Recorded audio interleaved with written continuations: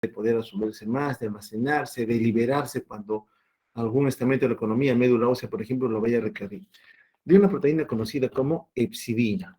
La hepcidina, ¿no? Es determinante y trabaja a través de la inhibición de otra proteína conocida como ferroportina. Hablemos un poquito de esta hepcidina. Es una hormona que se sintetiza como un propéptido a nivel hepático y es el regulador más importante para que el hierro se pueda absorber a nivel del enterocito y facilite el intercambio interno. La hepcidina, de ella dependemos entonces. ¿Se acuerdan que hablamos hace un instante de que habría algún regulador un tanto desconocido que estaría determinando cuál es la cantidad final que el enterocito tenía que usar? Bueno, esta se conoce como hepcidina. ¿Y qué es lo que hace? Se une a la ferroportina y a través de esta unión favorece la internalización del hierro. Aquí vamos a ver el equilibrio que ocurre en los actores celulares que están involucrados en el manejo del hierro. Uno es el macrófago, que es el que engulla el eritrocito, lo destruye, libera el grupo E. La ferroportina, ¿qué hacía la ferroportina? Permitía sacar el hierro del interior de la célula para que éste, estando en forma libre, sea capturado por la transferrina. Esta acá es la transferrina. El enterocito, que absorbía hierro también, luego de convertirse en la forma ferrosa, transportador de metales divalentes, se depositaba como ferritina o se expulsaba del enterocito también a través de la ferroportina con una célula plasmática aquí para recomponerse en la forma férrica. Bueno, igual, tiene que salir de la célula por aquí, tiene que salir del macrófago por allá. Entonces, quien regula esto directamente es la hepcidina, una proteína que se sintetiza a nivel hepático. Entonces, esta hepcidina es la que va a regular en cada uno de ellos cómo es que tiene que ir trabajando. Trabajas más, trabajas menos, con el fin de que haya mayor o menor oferta de hierro, porque lo que quiere al final esta hepcidina es regular cuánto hierro se va a liberar a la economía para que sea lógicamente utilizado mayoritariamente en la regeneración de eritrocitos. ¿Quiénes modulan la transcripción de la hepcidina? Porque lógicamente que para que se sintetice tiene que haber algún mecanismo de señalización a nivel del núcleo del hepatocito. Bueno, cuando hay deficiencia de hierro, ¿no? Se actúa en forma negativa, ¿no? Cuando hay un problema de hipoxemia o anemia o una eritropoiesis o producción de eritrocitos que es inefectiva. Lógicamente digo, no, yo no necesito bloquear nada, necesito que haya al contrario más hierro, porque decidir lo que hacer es bloquear. Pero como tengo necesidad de hierro, yo no voy a ir a bloquear a la ferroportina para que el hierro se siga guardando en la célula. Al contrario, yo necesito que no haya hepcidina para que más hierro salga de las células y sea transportado por la transferrina. ¿Qué es lo que hace hepcidina al final de cuentas? Bloquea ferroportina. Impide que esta ferroportina saque al hierro de las células para devolverlos a la economía con el fin de que sean transportados por la transferrina. Pero como tengo necesidad, lógicamente hepcidina debe suprimir su síntesis. En cambio, cuando tengo depósitos de hierro incrementados, tengo un proceso inflamatorio, tengo que guardar el hierro, ¿no? Generalmente es un mecanismo de regulación del crecimiento de algunos patógenos que probablemente vayan a ver ustedes en lo que es inmunología. Entonces, ferritina y transferrina para nosotros son determinantes en el estudio del paciente con anemia ferropénica. Hay un tipo de anemia que transcurre en largo tiempo, conocido como anemia de las enfermedades crónicas. Aquí, característicamente, en el caso de anemia por deficiencia de hierro, sabemos ya que poco hierro va de la mano con ferritina, menos ferritina. Como hay poco hierro, hay más sitios de unión para la transferrina. Por tanto, esa concentración de sitios de unión libres para hierro, en el caso de transferrina, va a estar incrementado. Pero, ¿qué ocurre en este escenario? En aquel paciente que viene con hemoglobina, vamos a poner ejemplo, de 6, pero que es asociado a una patología de largo tiempo. La ferritina en este escenario está incrementada. Entonces, pareciera que en la enfermedad crónica se está atrapando hierro y no se permite su liberación. Por algún mecanismo, un grupo de enfermedades crónicas atrapan al hierro en la célula. ¿Cómo lo atrapan? Uniéndola a la ferritina. Entonces, hay más ferritina para unirse al hierro. Y lo concerniente a la transferrina, hay menos sitios de unión libres. ¿Por qué? Porque la economía necesita hierro. Y agarra a la transferina y le dice, tráeme todo el hierro que puedas, porque hay necesidad. En la enfermedad crónica hay necesidad de hierro, solo que hay escasez de hierro. Entonces, esta transferina, como sea, trata de capturar el hierro, satura todos sus sitios de unión. Por eso es que la capacidad de unión al hierro libre está disminuida, porque tiene menos sitios de unión para el hierro. Este escenario, lógicamente, tipifica al grupo de anemias asociados a las enfermedades crónicas.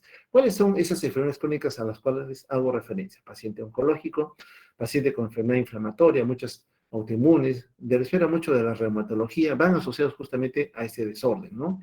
En donde la liberación de algunos mediadores inflamatorios bloquea la capacidad de esa ferritina de poder soltar el hierro como debiera soltarlo para cuando exista esa necesidad. Bien, todo esto refiere entonces a aquella anemia en donde existe deficiencia de hierro, por la ingesta inadecuada o porque en algún lugar la demanda se ha incrementado. En ese escenario entonces ocurre una deficiencia de hierro. ¿Y qué hay de aquella anemia? Porque hablamos de una evaluación de la anemia, para volvernos a acordar, una era la cinética, desde que el hierro ingresa o cualquier sustrato que se requiera, no solamente hierro, vitamina 12, ácido fólico, proteínas en general, y la morfológica. De la morfológica nosotros hemos analizado aquella donde el glóbulo rojo es chiquito, microcítico y está con poco color, hipocrómico. Esa es típica de la anemia por falta de hierro. Pero hay otra anemia en donde el glóbulo rojo es gigante, es macrocítico, conocida como las anemias megaloblásticas. Entonces, hay anemias en donde el glóbulo rojo cobra mayor tamaño. En general, este tipo de anemias se asocian mucho a la deficiencia de folato o de vitamina B12. Entonces, la poca ingesta de folato, generalmente las legumbres, las verduras de color verde, la vitamina B12 en algunos productos marinos también, y en poca ingesta, en un periodo de tiempo van a desabastecer las reservas y se va a originar una deficiencia. Por tanto, este individuo, este grupo de individuos, los vegetarianos, por ejemplo, pueden estar expuestos a la presencia de una anemia megaloblástica por la deficiencia de estos elementos. Pero también se encuentran en otras situaciones. Paciente alcohólico crónico, lógicamente, su única ruta de alimentación es el alcohol, las neoplasias, las hemólisis, las anemias aplásicas, el hipotiroidismo, la mielodisplasia, un desorden a nivel medular. Está en la médula, pero no hay células madre. Se han enrarecido, están siendo reemplazadas por otro tejido. No tengo células madre, no voy a poder producir ni glóbulos rojos, ni glóbulos blancos, ni plaquetas. Enfermedades pulmonares obstructivas crónicas, en donde por la condición propia de ellas hay una tendencia a generar hipoxemia, lógicamente hay una mayor demanda, ¿no? El embarazo también aumenta la demanda. Hepatopatías, lógicamente, la zona hepática como parte de las enfermedades crónicas. A veces es por ingesta de un fármaco que ocurre la deficiencia, ¿no? Y se ingiere en forma normal, pero estos fármacos bloquean algunas vías metabólicas en donde el folato, sobre todo, tendría que sufrir fenómenos de interconversión que lleven a generar más ácidos nucleicos. Los folatos favorecen la generación de ácidos nucleicos. Su deficiencia, por tanto, hará que haya menor capacidad de generar estos ácidos nucleicos que clásicamente se almacenan en el núcleo. Entonces, ¿qué drogas? Acetoprina, anticonvulsivantes, como la fenitoína, pueden inducir este tipo de desórdenes. ¿Está cargada acá la diapo por tanta información? Sí, pues en el caso de vitamina B12, rápidamente lo diremos, ingresa por vía enteral. A nivel del jugo gástrico se oferta factor intrínseco, se necesita factor intrínseco para que la vitamina B12 forme un complejo con él y comiencen a viajar por el intestino. No hasta el duodeno, como ocurre con el hierro. Ese complejo, factor intrínseco, vitamina B12, tiene que llegar hasta el ilion terminal. Aquí en el ilion terminal permite la translocación del complejo factor intrínseco cobalamina, que es la vitamina B12, para que sea transportada por una proteína de transporte, ya hacia el torrente sanguíneo y llevarlo a los órganos de la economía. Poco pesada, acá más resumido. Entonces, normalmente nosotros ingerimos muchos productos. En nuestra dieta consumimos, sí, vitamina B12, consumimos, sí, ácido fólico. Entonces, en el caso de esta vitamina B12, repito otra vez, necesitamos que a nivel de las células parietales que secretan ácido clorhídrico, también se secrete factor intrínseco. El factor intrínseco se une a la vitamina B12, es como una chaperona, y ayuda a transportarla por el intestino, hasta que llega al ilion terminal, en donde ilion terminal, finalmente, ese complejo se va a interiorizar y luego va a ser desplazado hacia la economía para ser transportada por otra proteína de transporte, la transcobalamina 2, a los lugares que se necesiten. Clásicamente, médula ósea, pero si hay que almacenarla a nivel del hepatocito. Entonces, el hepatocito nuevamente se convierte en la célula no solamente biotransformadora, sino también de almacenamiento de algunos sustratos que se vayan a requerir. Entonces, en un escenario de una anemia en donde los eritrocitos son grandes, la vitamina B12 es determinante, pero la vitamina B12, para que sea absorbida en el intestino, no le da, pues, no cuadra, no puede ser interiorizada hacia el enterocito. ¿Qué necesita? Un adaptador, que en este caso es el factor intrínseco. Si no hay factor intrínseco, la vitamina B12 no puede ingresar al enterocito, no ingresa a la economía. Entonces, es vital tener la presencia de factor intrínseco, que sabemos que se produce en el estómago. Imagínense un paciente con un tumor gástrico que le han resecado la mayor cantidad del estómago. No hay factor intrínseco, por tanto, estos pacientes van a generar un desorden asociado a deficiencia de vitamina B12 porque no hay factor intrínseco dado que le han resecado buena cantidad del estómago, o en el escenario de una gastritis atrófica, o de un fenómeno autoinmune en donde se destruyan las células que secretan factor intrínseco, también ocurre, ¿no? Es importante tener en consideración este aspecto importante. Las vías bioquímicas en donde folato y vitamina B12 trabajan, repito otra vez, es en relación de promover la síntesis de ácidos nucleicos. Aquí el ácido fólico, por ejemplo, acelera procesos. Uno es formar timidilato para que forme parte de los ácidos nucleicos, pero para que este timidilato sea formado, el ácido fólico sufre interconversiones de hidrofolato a tetrahidrofolato, 5,10 tetrahidrofolato, que luego acelera el proceso de conversión de deoxiuridilato a timidilato. Al final de cuentas, ácidos nucleicos para nosotros, pero necesité ácido fólico. Ahora, este tetrahidrofolato también ve favorecida su conversión gracias a la presencia de vitamina B12. Entonces, hay algún grado de cercanía entre la vitamina B12 y el ácido fólico para poder garantizar la síntesis de ácidos nucleicos, sí. Pero para ello, lógicamente, tiene que permitirse su absorción al interior de la célula y de la célula pasar al componente plasmático. Entonces, cuando hay deficiencia de folatos, deficiencia de vitamina B12, evidentemente, ¿a quién vamos a afectar? A la capacidad de poder generar ácidos nucleicos. Afectamos al ADN. Si los niveles evidentemente son inadecuados, entonces la producción de eritrocitos va a ser inapropiada. Inapropiada. ¿Qué ocurre cuando hay deficiencia de estos dos componentes? Se liberan prematuramente los glóbulos rojos. Y hemos visto, la célula madre tiene un tamaño, la célula hija es un tamaño algo menor, va reduciendo el tamaño hasta que llega al reticulocito y finalmente al hematíe como tal. Entonces, en este escenario se liberan prematuramente las zonas juveniles, ¿no? Se van liberando, pero como tienen mayor tamaño, arrastran ese rasgo característico de la anemia megaloblástica. Y el otro agregado es que los polimorfos nucleares, acá están viendo otro, está polisegmentado, lo que vimos también en una diapo donde podíamos ver nosotros cómo estos polimorfos nucleares tienen 1, 2, 3, 4, 5, 6, 7, 8, 9, 10 segmentos. No es normal. Encuentras glóbulos rojos grandes y polimorfos nucleares polisegmentados. Tu primera sospecha, viendo la lámina periférica, esto es una anemia megaloblástica. Entonces, la hipersegmentación soporta o apoya más el diagnóstico de que había deficiencia de alguno de estos dos componentes. En el escenario de vitamina B12, esta vitamina B12 también desarrolla otras tareas más determinantes cuando uno ve un paciente con deficiencia de consumo de vitamina B12. Puede haber compromiso a nivel del sistema nervioso central, o sea, otros hallazgos, no solamente la anemia con eritrocitos grandes, estado mental alterado, efectos de el estado de conexión de la esfera cognitiva superior. Puede haber atrofia óptica, alteraciones en la visión, en percibir los olores, el gusto, por ejemplo, inflamación constante a nivel de la lengua, ¿no? Una glositis que habitualmente puede asociarse. Si ocurre esto en las primeras etapas de nuestra vida, lógicamente va a haber dificultades en el desarrollo psicomotriz, ¿no? Para estos pacientes. Entonces, la deficiencia puede tornarse grave en las consecuencias que a nivel de desarrollo del sistema nervioso central podrían ocurrir. En la mujer también se asocia a infertilidad. A nivel medular, las vías sensitivas, sobre todo regulación autonómica, se pueden perder, ¿no? En el paciente pueden aparecer sensaciones anormales o trabajo autónomo incompetente.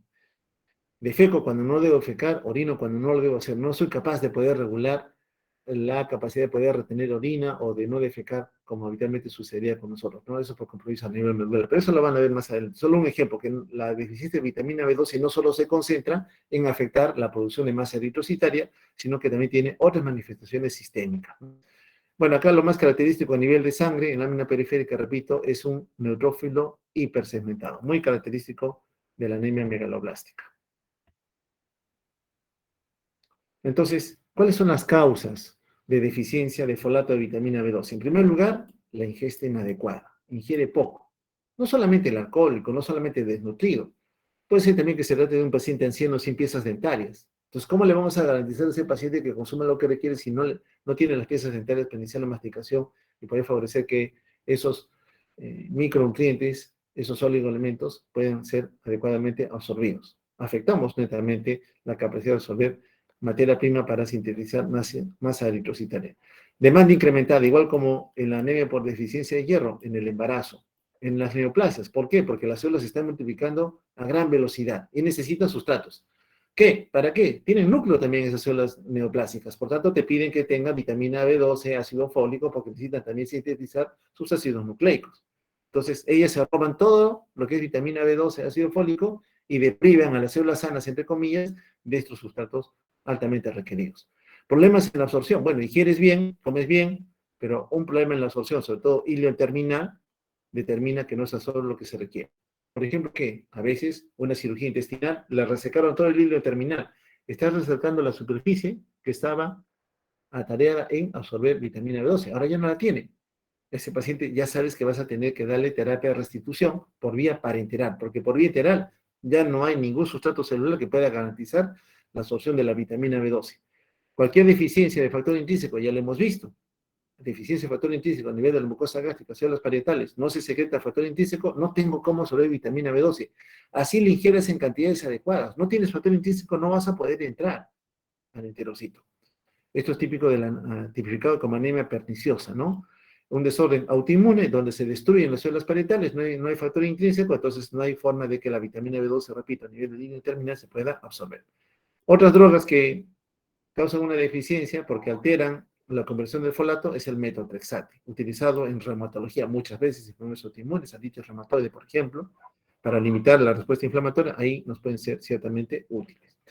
Entonces, desde el momento que nosotros ingerimos alimentos, desde que los ponemos a un medio ácido, al factor intrínseco, hasta el viaje que tiene que tener hasta el hilo terminal, en donde tienen que existir proteínas de transporte a nivel en la membrana apical y otras a nivel de la membrana vasotelar y otro transportador, 80% va unida al transportador de cianocobalamina, lógicamente nosotros podemos perjudicar la cantidad final de vitamina B12 que va a llegar a las células que lo vayan a necesitar.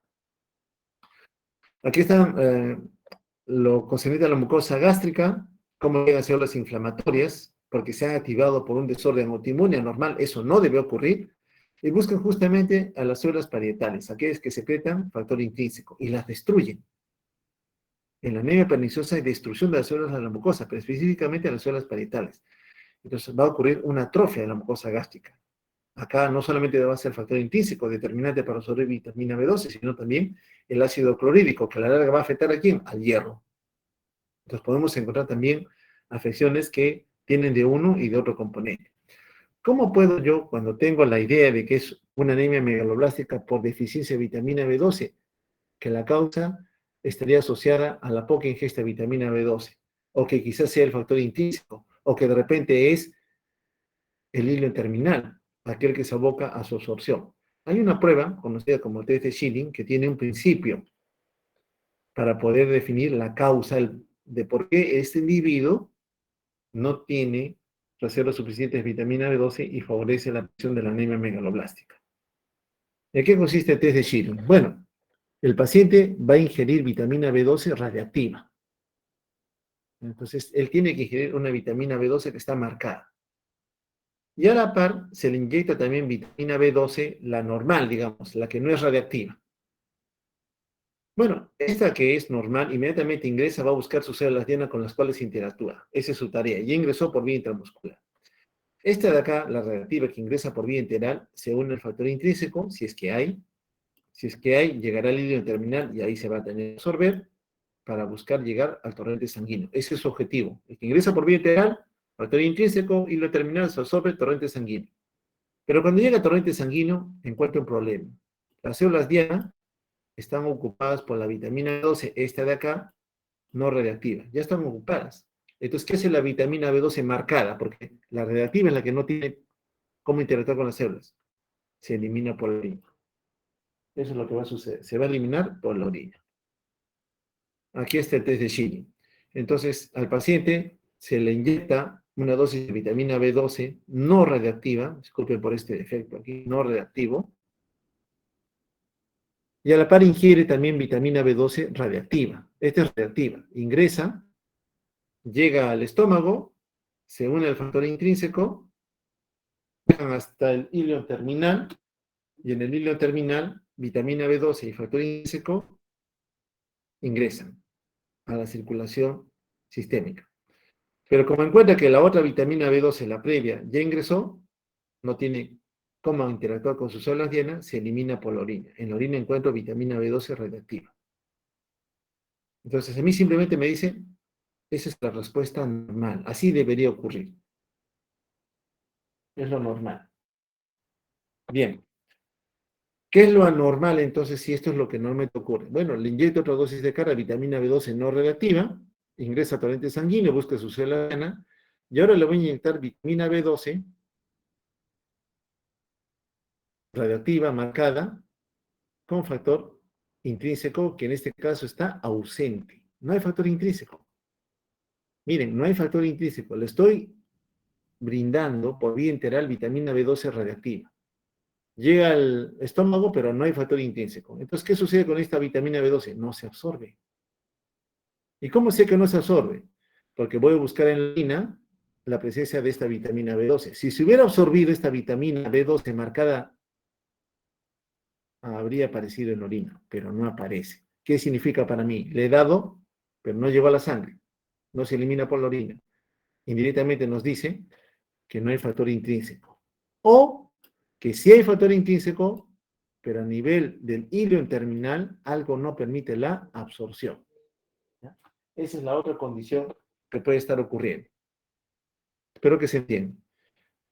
Le inyecto vitamina B12 no marcada, la normal, se une a sus células diarias. Ahora le doy vitamina B12 marcada, radiactiva, ingresa, no encuentra factor intrínseco, o si lo encuentra, viaja al estadio terminal, pero no se absorbe. En ningún caso ha llegado a la circulación sistémica. Por tanto, en orina no aparece.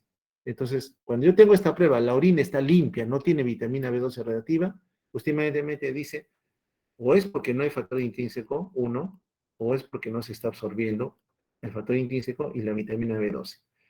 Muy bien, entonces vamos a la segunda fase de esa última prueba. Ya sabemos que al paciente se le ha inyectado la vitamina B12 no marcada por vía intramuscular. Ingresa ahora le hacemos la fase 2.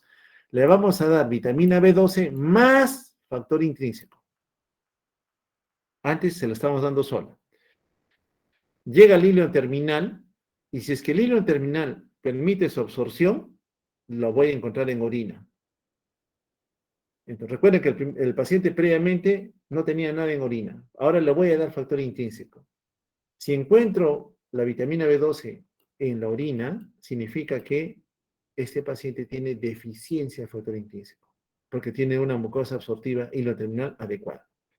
El otro escenario es de que el paciente no tenga superficie de absorción. Perdón, no tenga superficie de absorción. Algo le ha pasado al hilo terminal. Entonces, está el factor intrínseco, está la vitamina B12, pero no se absorbe. Significa que la absorción está limitada.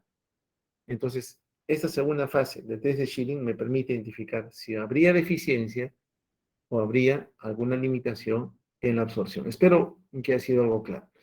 Entonces, deficiencia de vitamina B12 ocurre generalmente porque ingerimos poco, porque no tenemos factor intrínseco o porque algo impide a nivel del hilo terminal la absorción. Ya sabemos que el test de Schilling nos direcciona en dónde está el escenario, cuál es la causa.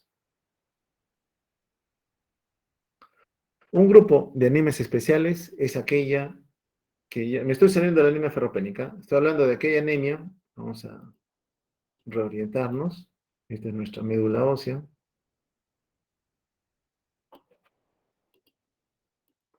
aquí está la médula ósea, la fábrica, entonces llega materia prima por diferentes fuentes, vitamina B12, ácido fólico, hierro, aminoácidos, etcétera, etcétera. La fábrica está bien y comienza a liberar eritrocitos. Entonces, cualquier afección en el ingreso de materia prima se conoce como anemia premedular. ¿Ya? Fisiopatológicamente hablando es premedular, es la evaluación cinética. Medular es si la materia prima está bien, pero la fábrica está enferma, algo le ha pasado, medulares. Y postmedulares es el producto salió al mercado, pero algo lo está destruyendo. Anemias por destrucción de hematíes. Esas son las que vamos a ver soberanamente aquí. ¿En qué casos perdemos hematíes? Lo más frecuente, sangrado, sangrado oculto. ¿Cuántos con las heces no estamos perdiendo hematíes? No nos damos cuenta. No nos paga la cuenta ahora, nos va a cobrar en unos meses, años después.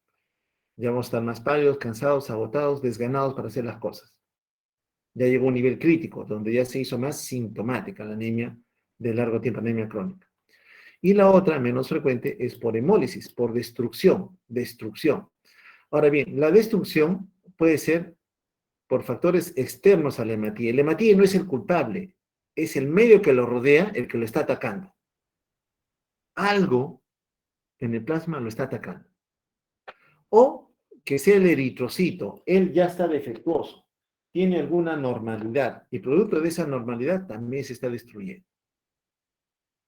Entonces, a eso las conocemos como anemias hemolíticas intracorpusculares. Las que el glóbulo rojo es inocente, el culpable está afuera, lo está rodeando, son las extracorpusculares.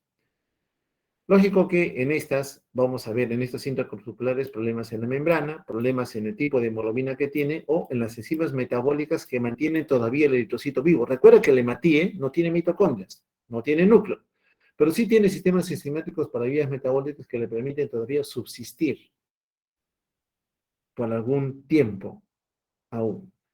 Miren este caso, solamente para adentrarnos a esta condición. Esta es una mujer de 61 años de edad. Viene por emergencia, por un cuadro de fatiga, incremento de disnea y emisión de una orina oscura. Esto último es la que la lleva a ese escenario, a buscar ayuda. Su frecuencia respiratoria, lógico, está disneica 30 por minuto. Su pulso 116 por minuto. Su saturación de oxígeno 90% con aire ambiental. Está pálida, no tiene esplenomegalia ni adenopatías.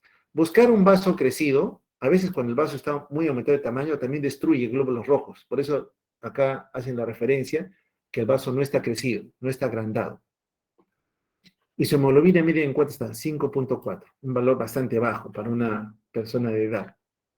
Su hematocrito, 16%. El tamaño del glóbulo rojo, algo incrementado, 103 femtolitros. Sus leucocitos son normales. Vale decir, solamente la serie roja es la que está comprometida. Reticulocitos, 15.7%. Ya hemos dicho, reticulocito incrementado nos dice en forma indirecta, la médula está bien. Al contrario, está trabajando más, tratando de ofertar más glóbulos rojos, pero en este caso inmaduros. Su nivel de bilirrubina total está en 9.7. Recuerda que la bilirrubina viene del metabolismo del grupo M. Entonces, que esté incrementada indirectamente, si es que es indirecta sobre todo, nos indica de que sería por algún fenómeno de aumento en la oferta. La lámina periférica, importante siempre hacerla, revela microesferocitos. Glóbulos rojos pequeñitos, pero en forma de esfera, que no es normal. Le hace un test de antiglobulina, test de Coombs, el cual sale positivo para inmunoglobulina G y algo para la fracción 3D del complemento, que espero hayan visto ya en inmunología, inmunidad innata. Y las pruebas de laboratorio muestran pan-aglutinina. Al final de cuentas, ¿qué nos dice? Es una paciente que ya está viniendo por un cuadro de anemia. Severa por el valor, 5.4. Clínicamente, luce pálida. Su sistema de compensación ya se activó, lo que vimos también en algún momento. La orina oscura. La orina oscura, la orina rojiza, vino tinto, uno dice es sangre, y no siempre es sangre. Para que haya sangre serían hematíes, pero a veces es un componente del hematíe, llamado hemoglobina, el que se elimina por la orina. Puede haber hemoglobinuria. La hemoglobina es de color rojo, entonces también te va a pintar la orina de ese color, y parece sangre, pero es hemoglobina. Pero recuerda, y eso se debe al hierro. ¿Qué otro elemento más tiene hierro? Estoy haciendo un paréntesis por si acaso. ¿Qué otro elemento más tiene hierro en nuestro cuerpo? El músculo. Cuando un paciente tiene atracción muscular, politraumatizado, poligolpeado, polichancado, y destruye músculo esquelético, libera mioglobina, y esa mioglobina se elimina por la orina, y también te va a pintar la orina de color rojo. Pero no es por la misma mioglobina, sino es por el hierro que forma parte de ella. Ya hemos visto que el hierro forma parte de la mioglobina, ¿cierto? Bueno, entonces en esta anemia sí es una anemia importante, ya sintomática para el paciente, y por las pruebas especiales que le han hecho en vista de estos microesferocitos, cuando uno encuentra microesferocito, sospecha autoinmunidad. Por eso es que le pidieron medir autoanticuerpos de tipo IgG que salieron positivos. ¿Y qué se vio? Aquí están los esferocitos, aquí están los esferocitos, esferocito acá, esferocito acá, esferocito acá. ¿Eh? Son esferocitos, diferente tamaño, no solamente son los grandes que nos decían. Y un agregado más, mira, estos glóbulos rojos están libres, ¿cierto? Pero míralos acá. Te voy a mandar con esto. Aquí. Forman racimos, como que fuera estafilococo, ¿no? Aquí también. Forman racimos. Se están aglutinando. Eso no es normal. El glóbulo rojo no tiene por qué aglutinar. La lámina periférica encontraba esto. ¿Por qué se aglutina? Por esto. Se generan autoanticuerpos que reaccionan contra la membrana del eritrocito. Recuerda, el eritrocito era inocente. Y este anticuerpo junta, se une a varias componentes de la membrana, por tanto, aglutina los eritrocitos. Es un test de Coombs indirecto, este que se está haciendo, esa que se ha hecho con antiglobulina. Entonces, esta aglutinación corresponde a una hemólisis porque han aglutinado. Es más fácil que en el vaso los atrape el sistema reticular endotelial macrófago y los destruye, que cuando está libre el eritrocito, ¿no? Él escapa. Pero cuando vienen juntitos y no se van a separar, el macrófago ataca sin piedad y causa la destrucción de estos eritrocitos. Es un ejemplo de anemia hemolítica. ¿Y qué hay de aquella donde el eritrocito sí es el culpable? Bueno, puede ser porque no mantiene la forma normal, un daño a nivel de la membrana, es un esferocito, como el que vimos anteriormente, que sea un componente a nivel de la hemoglobina, la anemia de células falciformes o las talasemias por deficiencia de alguna cadena de globina, o algún sistema enzimático, deficiencia de glucosa, sulfato de deshidrogenasa o de piruvato quinasa, el poco ATP que genera para mantener el citoesqueleto anclado a la membrana celular se pierde, porque no hay ATP. Recuerda que el ATP lo necesitamos para eso. Entonces el glóbulo rojo se deforma. Ya deformado, más fácil que el sistema retículo endotelial otra vez lo atrape y lo destruye. Pero eso es por deficiencia de enzimas necesarias para mantener un equilibrio energético en ese eritrocito. Bueno, del reticulocito, ya sabemos ya, este reticulocito sale a apoyar a su glóbulo rojo maduro, libre de sentido, cuando existe deficiencia, siempre y cuando hay estímulo adecuado por liberación de eritropoyetina, ¿no? La eritropoyetina, un riñón funcional, es lo que necesitamos en ese escenario. Cualquier estado entonces que afecte la oferta continua en materia prima, hierro, folato, vitamina B12, eritropoyetina, falla a nivel medular, va a afectar la producción de glóbulos rojos. Si la fábrica está buena, la médula está a salvo, el hallar reticulocito incrementado me dice, ya no pienses en médula. La médula no es la causa del problema, ya no pienses en ella. Comienza a buscar en la oferta, en el ingreso de esos componentes para sintetizar y producir, perdón, esos eritrocitos en la economía para la función relevante que es el transporte de oxígeno. En eso vamos a pensar. Pero si el reticulocito te sale en valores bajos, menos de 1%, evidentemente tú dices, esta médula debió responder. Lo fisiológico es que responda, aumentando la liberación de reticulocitos. No lo hace, te sospechas. El daño pareciera estar a nivel medular. Y el sistema inmune, algunas palabras, bueno, este si bien es cierto está abocado al hecho vascular, puede en algún momento, trabajando con el sistema inmune innato, en este caso el complemento, reconocer algún patógeno y el complemento lógicamente busca destruirlo por diferentes rutas. Una es la formación del complejo ataque de membrana y la atracción o quimioatracción de células inflamatorias para ubicar a ese patógeno y favorecer su posterior eliminación. Para ello necesita destruirlo. Imagínate que no pueda formar un fagolisosoma en su interior, a pesar de que haya recuento de leucocitos en cantidad normal, si hay un defecto interno, no va a poder destruir, por tanto, ocurre algún tipo de disfunción a nivel de las células blancas. ¿Ok? El otro es que haya deficiencia en la adhesión leucocitaria. Para que este leucocito se adhiera al endotelio, tiene que expresar en su membrana proteínas de adhesión. No las expresa, no hay unión. No se adhiere, no trasloca, no migra fuera del lecho vascular. Entonces, alteraciones en la motilidad también ocurren. Hay individuos que nacen así y están expuestos continuamente a procesos infecciosos que ciertamente nos pueden acabar. Chade Higashi es aquel que afecta a la locomoción, el movimiento y la fagocitosis por ese complejo fagolisosoma, ¿no?